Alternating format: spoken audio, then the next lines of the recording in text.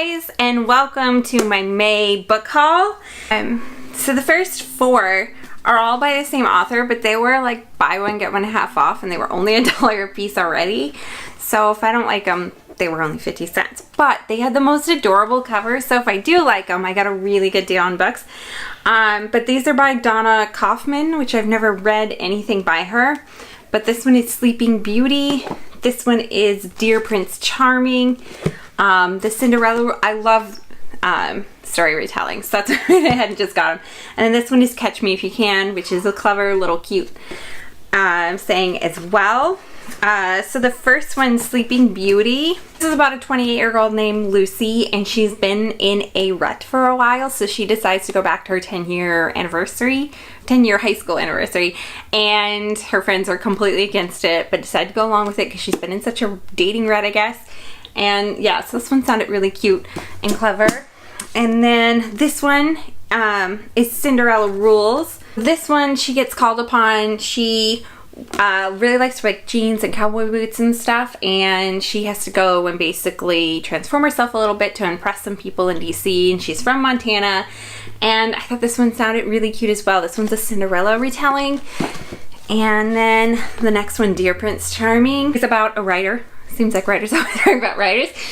Dear Prince Charming, and she is a wonderful advice columnist, but just really wants to have a relationship and enter the scene of a sports writer columnist, and that's where that story takes off. Okay, so Catch Me If You Can is about a young man who gets he's going through his dad's estate and finds out his dad owns some property in Scotland, I believe it is, and then he gets to go, well, he decides to go to Scotland because he's like conversing with the woman who helps run the estate, and he finds her super intriguing, so he's running to meet her, and we'll see where that one goes. But this one sounded cute as well. It didn't sound like a retelling as the other ones did, but I'm really excited for these. I thought they were really cute and a really good deal, and tell me if you've read anything by Donna Kaufman. But they all sounded really cute. They all sounded like adult chick lit from what I read on the back. They're all more 28, kind of a little bit older, that age. The next one, I can't remember if I've read or not, but I don't think I have, and it is Landline by Rainbow and Rowell. Rainbow and Rowell is one of my favorite YA authors. This one definitely sounds like adult fiction though. It talks about marriage problems and how she decides not to go with her family back, ends up talking, I think, to her husband through a landline, which I think brings her back in time. I'm not sure. I might have already read this one, but I don't think I have. But I went ahead and picked it up. And yeah, I'll find out if I read it really soon once I start reading the very beginning of it. The one I picked up was Panic by Lauren Oliver, which she's one of my favorite authors. I've read Panic. I heard it was going to become a movie. Like, instantly when I read this, I was like, it's going to become a movie. But since then, it hasn't came out. I hear it still might become a movie. So I'm excited to do that. And I'll probably reread it before the movie just so I remember it, because I read it quite a few years ago. But I absolutely love this book. This might be my favorite book I've ever read by her. And so I'm glad I found it. So this one is by Debbie McComber, quite a popular romance writer. I've never read anything by her though, and this one was called Wyoming Bride, so I went ahead and picked it up because I'm originally from Wyoming and I couldn't help but not pick it up. But I think it is from like about a foreigner who's going to trade in like her Hollywood lifestyle to live on a ranch in Wyoming, which is vastly different. So it sounded intriguing as well, but I just went ahead and picked it up. I think I picked this back up in April in the book sale. And I forgot to haul it yet. I also picked up by Lauren Oliver Delirium, and it's because for years and years and years I've had the other 2 books in this series, and I always forgot which ones I had, and then finally the other day I was out and I was like, that's it. That's the cover I don't have. I think I don't have a blue cover. And I picked it up, and I'm excited. Now I have all 3. Maybe one day I can read them all again. I think I read them all for the first time in the library, and I really liked them, and I knew I wanted to pick them up one day and have them on my shelves. And so yeah, I went ahead and picked it up. So now I have all 3. Yeah, I have Requiem and Pandemonium are the other 2. And then this one I think this book was popular quite a few years ago, but I saw it in a resale shop recently for really cheap, and it's The One They Fell in Love With by Paige Toon, and I believe it's about 2 girls who fall in love with the same boy. So it sounds interesting. It sounds like an easy, quick YA read or new adult. I'm not sure which one it is, but it sounded really interesting and good. And I've been into reading so much chick lit this particular year. I don't know why. this is one of the series I wanted to read, but like I never got around to, and I saw it in I think Goodwill the other day, and I went ahead and picked it up because the book is like in perfect condition. I'm pretty sure the person never read it, but this is The Fifth Wave by Rick Yancey. I have seen the motion picture, but I've kind of forgotten what it is about, so that's a good time. I feel like there was a lot of hype around it, but now, yeah, I think if I go back and read this, I'll actually enjoy it if it doesn't follow. Like, I don't remember the movie enough that it'll bug me if it doesn't follow the movie. And it was quite popular, and I think I liked the movie overall. I don't think I ever thought anything one way or another. The next one is Any Man in Mine by Rachel Gibson. I went ahead and picked up this. This is in the middle, I think, of her hockey series, I believe. But I haven't read any of that series, but I saw it and it was 50 cents and I was like, yeah, I liked, every time I pick up one of her books, I seem to not like those ones, and then the ones I don't own I end up really liking. So I don't know. Hopefully I really like this book and I'm excited for it. And then I saw this one at the book sale the other day, just like in the Friends of the Library sale, and it's Everything We Keep by Carrie Lonsdale.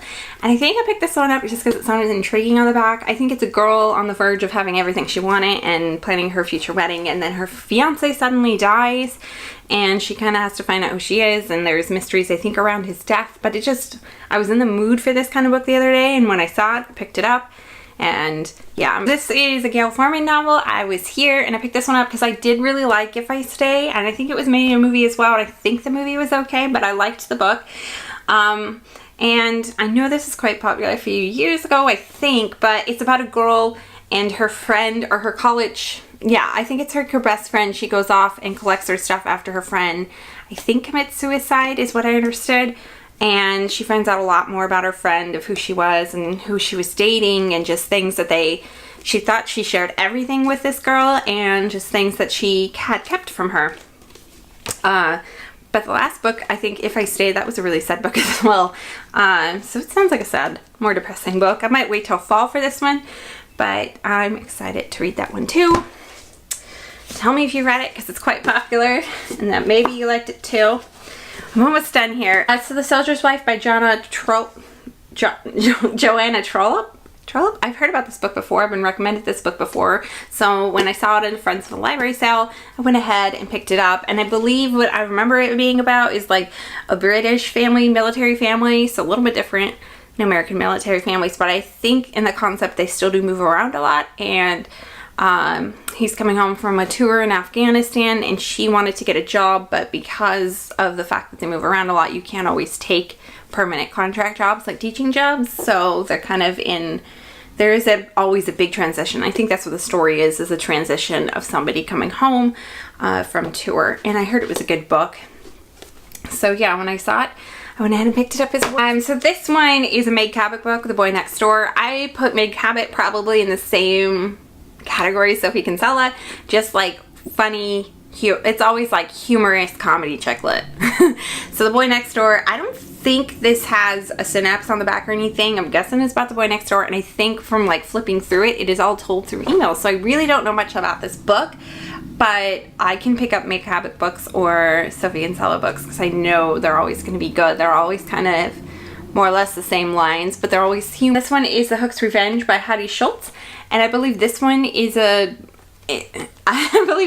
telling of Hook's daughter, and Hook is dead and she's gaining revenge and she's coming into her own.